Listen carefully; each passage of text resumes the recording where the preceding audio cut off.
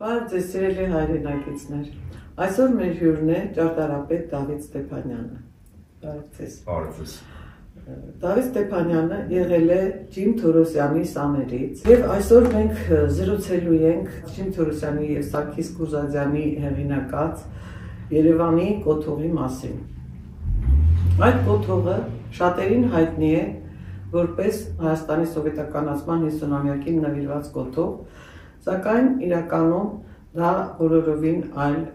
մտահղացում է եղել։ Ջիմ Թորոսյանը և Սարգիս Կուրզադյանը մտածել են, որ 2750-ամյակին Էրեբունի Երևանի կառուցեն մի այնպիսի կոթող,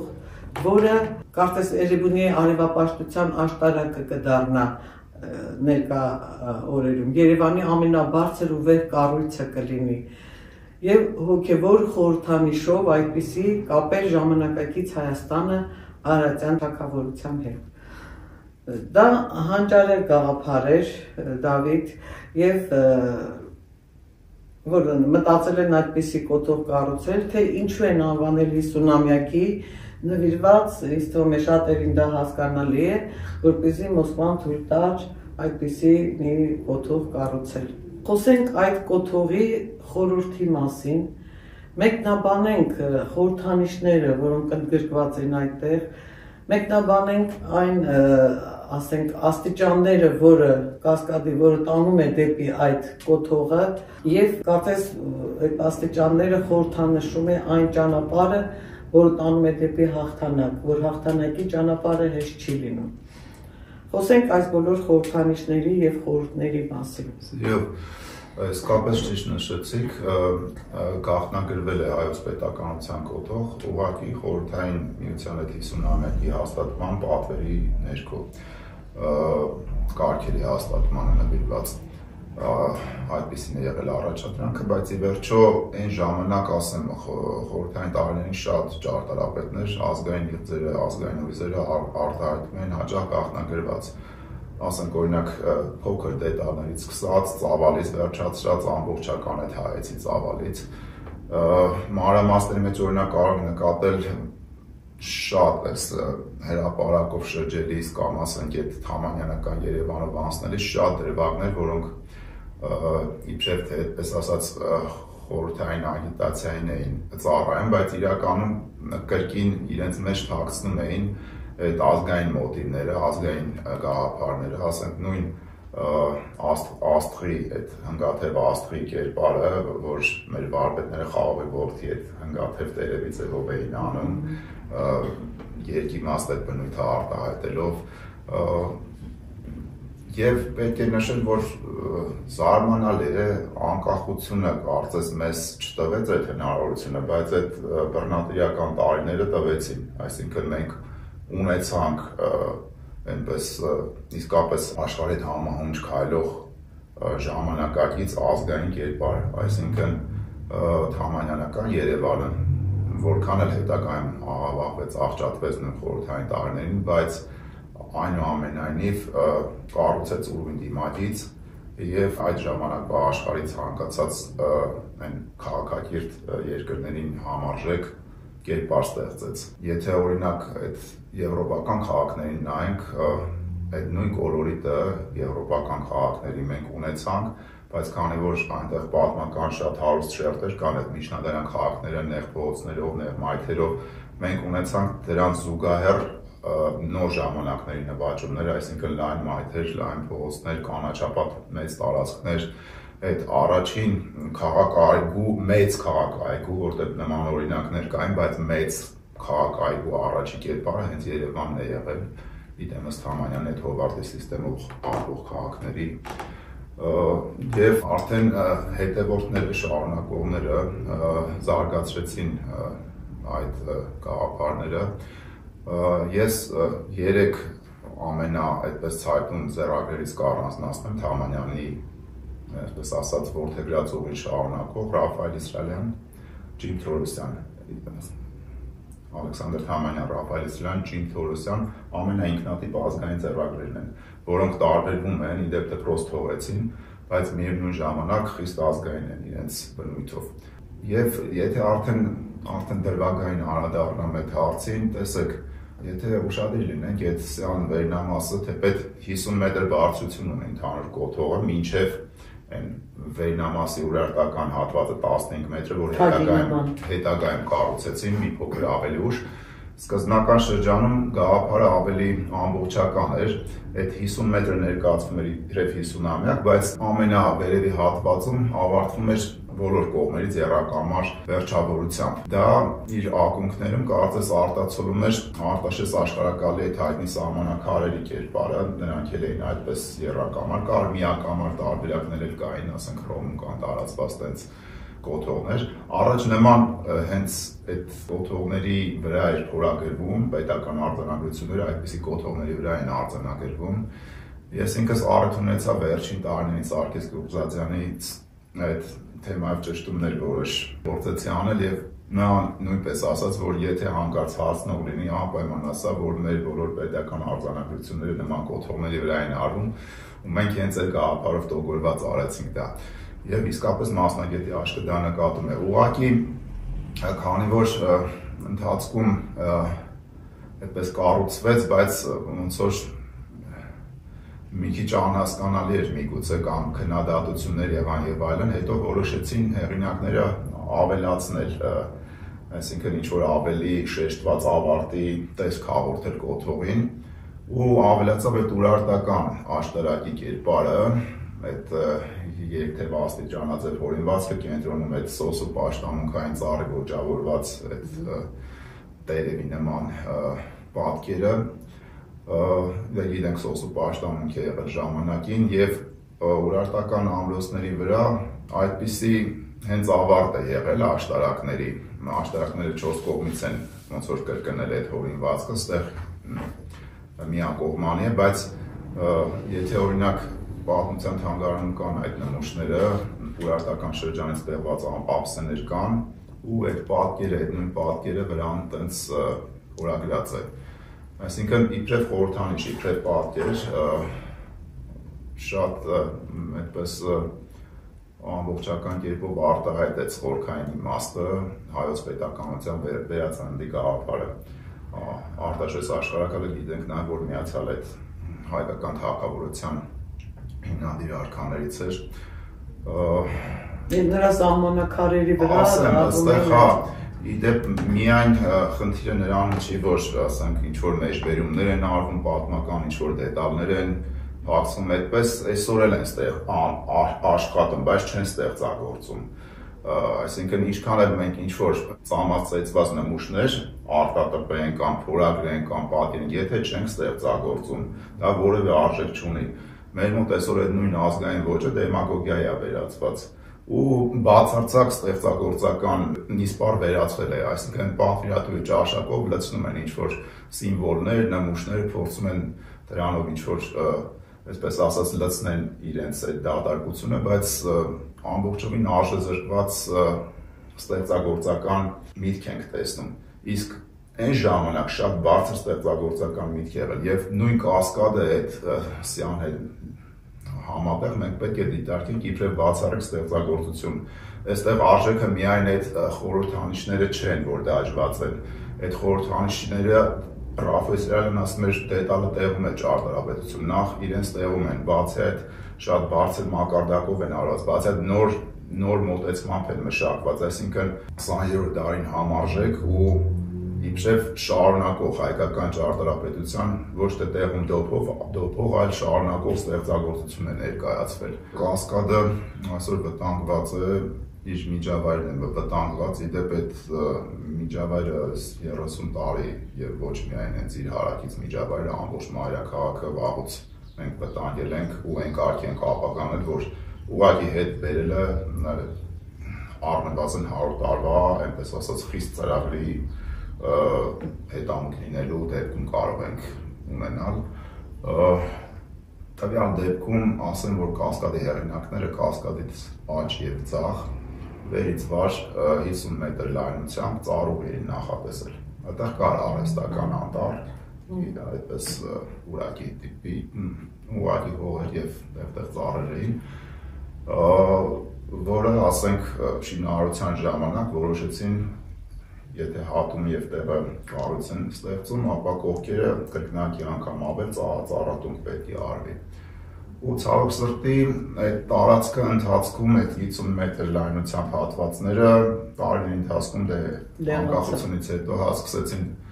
մասնավորեցվել եւ նեղացավ արդեն այդպես տեղեր կա 5 մետր, 10 մետր ինչ որ այդպես կարգատանային իրավիճակ է ստեղծվել, բայց գոնե եղած վիճակում կարելի է այդ ծառատունքը կազմակերպել, կասկադը ինչ որ ձև առանձնացնել այդ հարակից այլանդակ շինություններից ու վերնամասը էլի որ նայեք այնտեղ խառնափնթոր շինարարություն է հատկապես ցավ թևի վրա, հիմա ուզում են այդ նույնը աջ կողմել տարածեն, այդ վերևի մասում կրկին ինչ որ բարձրակ կառուցապատում անեն, գեղեցիկ ինչ որ ոչ թե գեղեցիկ այլ են գլամուր աշխատող պաստառներով փորձում են ժողովրդին խաբել ինչ որ պատկերներ են ներկայացնում, իրականությունը միշտ շատ տխուր է լինում։ Մեր քաղաքը այդպես են ապականել այդ ռենդերները սիրուն մեծ պաստառներով ներկայացրել են, ավելի բարեկարգ Երևան են տակը գրել ու Երևանը գնալով կորցրել է իր դեմքը։ Այո, ավելի են ապականել։ Հիմա տեսեք, ուղղակի սա ամենաառանցքային կառույցներից է, օպերային հրապարակին համարժեք կառույց, իր նշանակությամբ աշխարհում էլ շատ յուրահատուկ ինքնատիպ, եթե փորձեք այդ աշտարակ այդպես աստիճան շենք, աստիճան կառույց ինչ-որ շատ յուրահատուկ է զիկուրատաձև, բայց մեջից այդ ժամանակակից ենթակառուցվածքներով, էսկալատորներով, մետրոներով հագեցած ինչ-որ այնպես յուրահատուկ կառույց աշխարհում չեք գտնի։ Կան ինչ-որ հորինվածներ, պարկային ավելի բնույթի, բայց ճարտարապետություն, որի վրայով քայլում ես, որը հագեցած է այդ մանրամասներով, հագեցած է այդ արևի ջրի տեսարանների Արարատին իդեպ նաև ամենակարևոր առանցքն է։ Մի խոսքով այդտեղ խտացված է հայկական հայության, կարծես հայության իրձերի խտացում լինի, հայկական մտքի, հայկական ստեղծագործության ու այսօր դա անավարտ է մնացել, պետք է ավարտի այդ կառույցը հզոր պետությունը։ Ես չեմ ցանկանա, որ այսօր նույնիսկ այս կապիտուլյանտ իշխանությունները, եթե փորձեն դա ավարտեն հենց նույն հեղինակային տարբերակով, ես գիտեմ, որ դա նախ հակասում է իրավիճակին, երկրորդը չեն կարող իրականացնել, եթե դի վատ իրականացնեն ինչ-որ տնազային տարբերակով, ավելի լավ է թողնեն, թող սերունդները հետագայում հզոր պետություն կունենանք, իրագործենք, թող դա կիսատ մնա, անավարտ մնա։ Դա հաղթական, այսպես հզոր պետության գործ է։ Հիմա ինչ էլ անեն, դե բնական է չեն էլ անում, չեն էլ ցանկանում, ուզում են այդ իրանց կոմերցիոն այդ հիվանդ բաները սարքեն, հա։ Օտարում են հողերը։ Օտարում են, այդտեղ խզում են, նախ պետք է այդ Հայաստան համալիրը պետականության կոթողին միանա։ Եթե դու խզում ես, դա իբրև խորհրդանիշ է շատ սարսափելի։ Արդեն որում է այդ խորհրդանիշի իմաստը։ Ջարդում ես դու, այսինքն այդ կապը ջարդում ես էլի։ Հիմա մենք ոնց որ ասած երկրի ողնաշար արդեն կիսով չափ ջարդել ենք, Արցախը օտարել ենք լրիվ, հիմա այդ էլ ոնց որ ասած իբրև ստեղծագործական դրվագ նույնը փորձում են անել, թե ինչ ասեմ,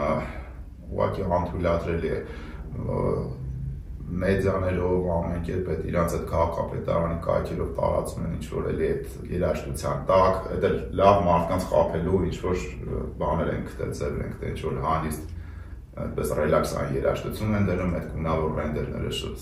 պտտում են, ցույց են տալիս իբրև լավ բան է ինչ-որ ստանալու։ Մենք ընդհանրապես ունենալու ենք հերթական այդ ստրեսային քաղաքի անջորնություններից մեկը։ Պետք է ուղղակի բոլորին ժողովրդին տեղեկացվի, որ դա ինչ որ ասում են, ոնց որ ասում աչքակապուկի։ Աչքակապուկի, այո, որ հասկացեք ժողովուրդ, որ վերացնում են եւս մի խորհրդանիշ։ Սենց անդադ խորհրդանիշներ վերացնելով եւս մի իդեպ ոչ թե պաշտպանեք ձեր խորհրդանիշները։ Շարքային խորհրդանիշ, այլ ամենաառանցքային խորհրդանիշներից մեկը։ Դա ժամանակին Ալեքսանդր Թամանյանը բոլոր ճառագայթները ուղղել էր դեպի տեսարաններ, դեպի Արագած, դեպի Արարատ, հատկապես կանաչ գոտիներ արժևորել, ջրային մակերս, ամեն ինչը հաշվի էր առնվում, էլի։ հիմա դե կորցնելով այդպես շարունակում ենք անընդհատ կորցնել, մենք ինքներս ոնց որ մեզ ինքնաոչնչացման ճանապարհն ենք բռնել։ Առաջինը իդեպ արտահայտվում է այդ ամենը մշակույթի մեջ, այդ գաղափարական դաշտում, հետո դա նյութականանում է, իդեմս ասենք պատերազմների, հազարումի այդպես աղետների։ Հիմա մենք պետք է բացատրենք, հասկացնենք, որ ամեն մի նման խորհրդանիշ կորցնելով, ահաբաղելով, մենք ամեն անգամ մի քայլ հեռանում ենք մեր ինքնությունից։ Չէ՞ որ այդ խորհրդանիշները մեր ինքնությունն են։ Դրանք չի կարելի։ Տեսեք, հարևան երկիրը նայել ուղղակի ասենք շինություն։ Հարևան երկիրը մշակութային երկրի հայտ է ներկայացնում։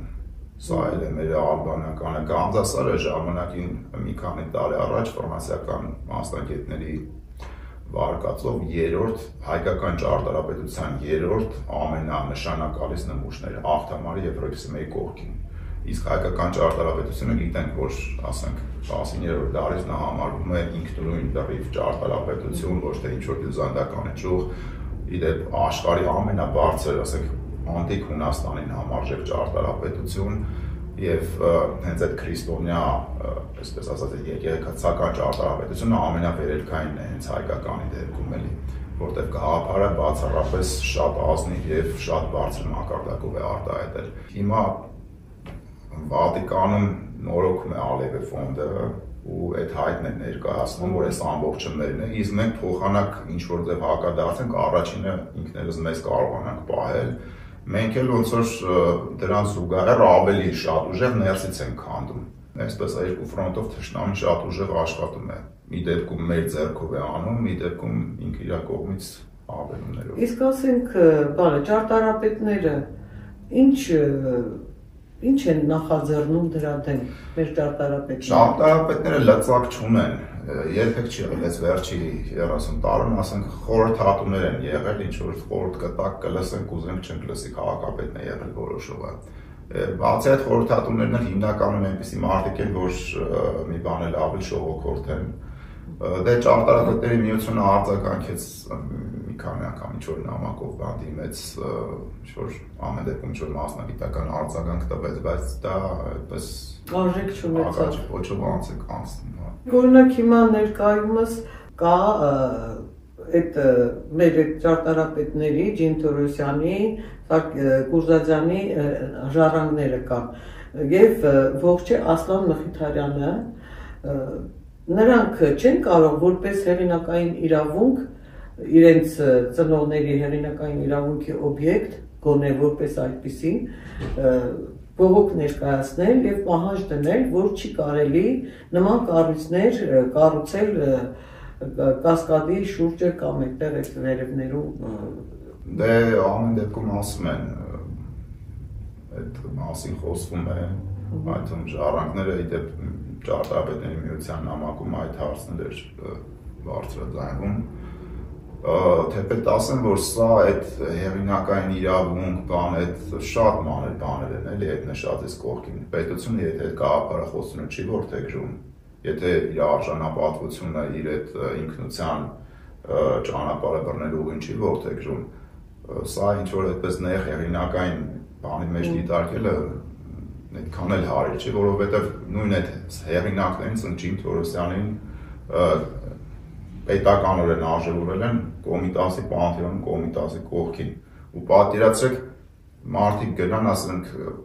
չիմանան այս մարդի վերջում ինչ է թողել, մի կառույցը ասեմ այս վերջերս քանդեցին,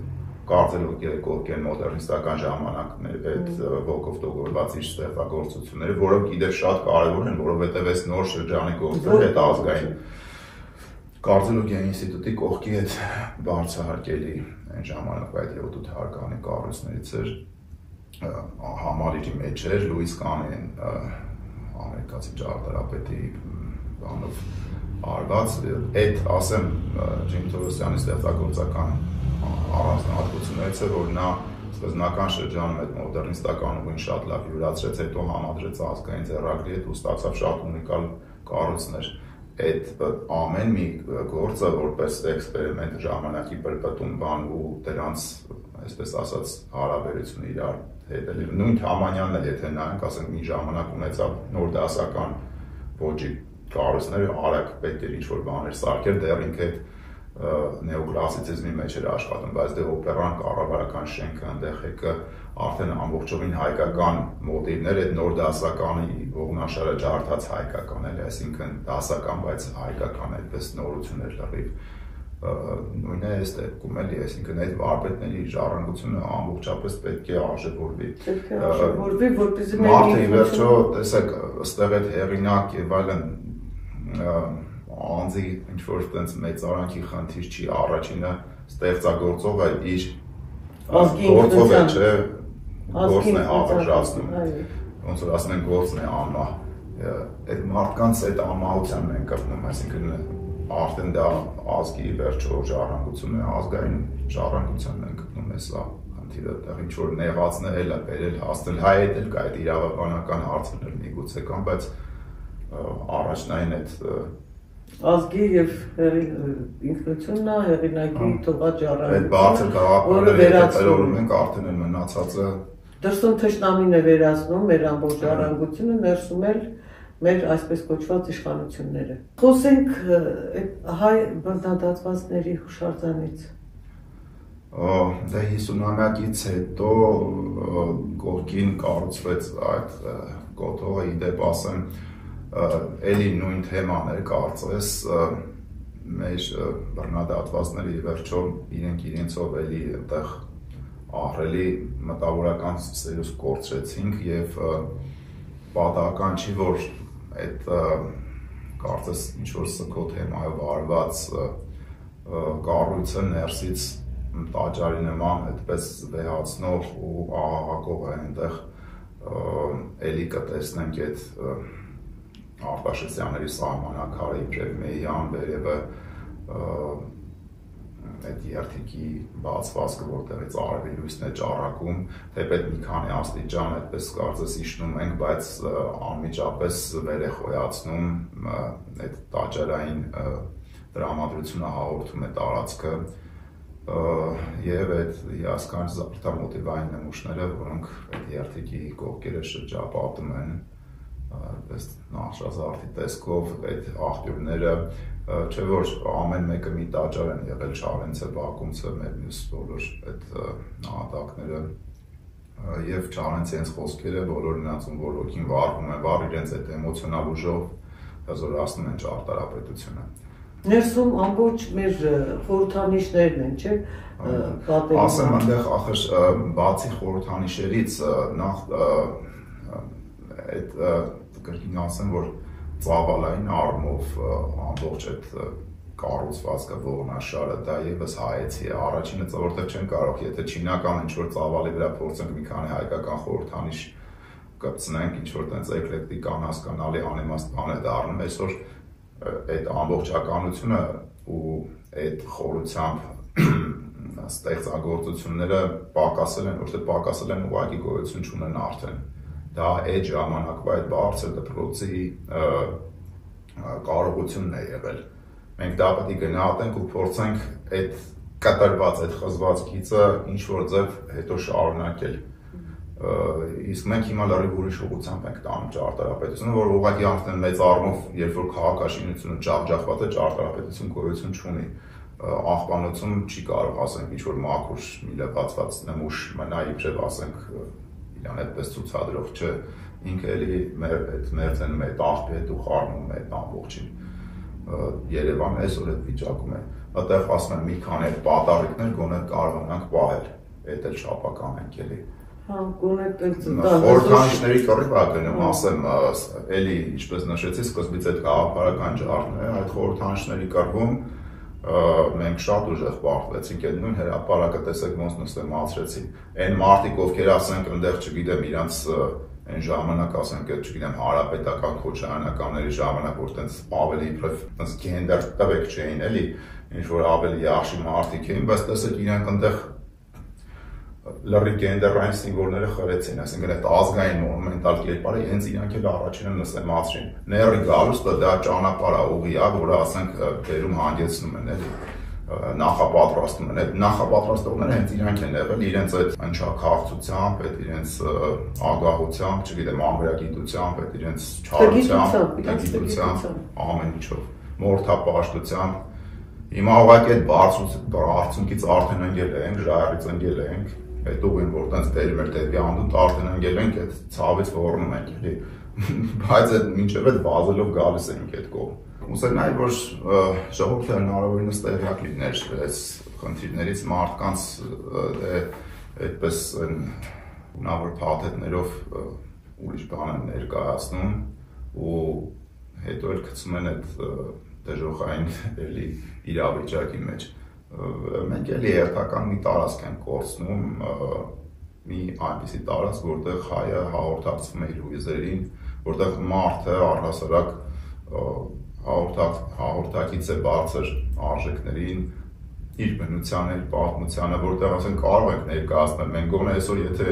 ինչ-որ այսպես քիչ թե շատ աշխարհ տեսած մարդիկ են գալիս, առաջին է տանում են կասկադ, Երևանում տենց տեղերել չեն մնացել, էլի, որովհետև ասենք մի հատ Եվրոպայով անցած մեկը կտեսնա, այստեղ ինչ կառավարական վիճակ է, նույնիսկ Վրաստան մի առիթով իտալացիների հետ էին գնում, ուրեմն Հայաստանից հետո պետք է մեկնենք Վրաստան, նրանք որ գնացին թեպետ այնտեղ Վրաստանում էլի իրենց, այսպես ասած, զարմացնող բան չկա, բայց գոնե կա կոլորիտ, պահպանված կոլորիտ, որը Հայաստանում չկա։ Վերացրեցին։ Հա, այնտեղ կա էլի եվրոպական ճարտարապետության ինչ-որ ընդօրինակումներ, ինչ-որ բուտաֆոր կտորներ եւ այլն, մենք ունենք առանձին շատ հիասքանչ ուժեղ նմուշներ, բայց մենք չունենք միջավայր, իսկ նրանք գոնե այդ իրանց եղածը շատ լավ պահում են։ Եվ բնականաբար իտալացիների մոտ էլ հետո ցանկություն չառաջացավ հետ դառնալու, ասեցին դե լուր հետ դառնանք, ստեղ ավելի լավ է։ Այդ միջավայրը կոնե հնարավորինս պահեն, որ հետո հետ բերել է, ես ասում եմ դա 50-ից 100 տարվա շատ չարքաշ աշխատանք կլինի ձեր ացումներին սպասել, այնտեղ չգիտես Աստված գիտի հետո ինչեր կլինեն, բայց որ գնահատենք, որը ինչ արժեք ունի, հետո կարողանանք դրանք վերականգնենք կամ վերականգնենք, խնամենք, այն անարժեքները պետք է թափվեն, պետք է վերանան, որովհետև կա տեսակետ, ինչ որ են լիբերալ ճարտարապետներն են շատ սիրում, ասել իսկ ով է որոշում սա է լավ, նա է բան եւ այլն։ Հիմա եթե ասենց ասեմ, վաղը մյուս օր ճարտարապետությունն է ծառայում մարդուն, մարդը չի ծառայում, վաղը մյուս օր կարող է բռնել մարդը մեկը, ասենք Արարատի տեսանը ամբողջապես մի հատ պատ կառուցի ասի, ասենց էլ մնա, թող սենց մնա էլի ու դա հիմա պետք չի գրանցել իբրև հուշարձան, ամեն ինչը պետք չի գրանցել իբրև հուշարձան, դա խայտառակություններ են էլի, մի հատ երկու հատ նույն կարելի է թողնել, հետո վավերացնելու համար լուսանկար կա, ուրիշ բաներ կան էլի, կարելի է վավերացնել, բայց մենք մինչև չգնահատենք, արժեք ու անարժեք չզանազանենք, մենք առհասարակ իբրև երկիր, իբրև պետություն, իբրև ազգ չենք կարող գոյատևել, էլ չեմ ասում հարատևենք, զարգանանք եւ այլն։ Եվ փաստորեն մենք, ես ճիշտ ասած չգիտեմ ինչպես, բայց մենք պետք է տեր կանգնենք մեր այդ հզոր հուշարձանին, կոնկրետ հիմա մեր խոսքը գնում է Կասկադի մասին, մենք պետք է տեր կանգնենք, թույլ չտանք, որ աղավաղեն, փչացնեն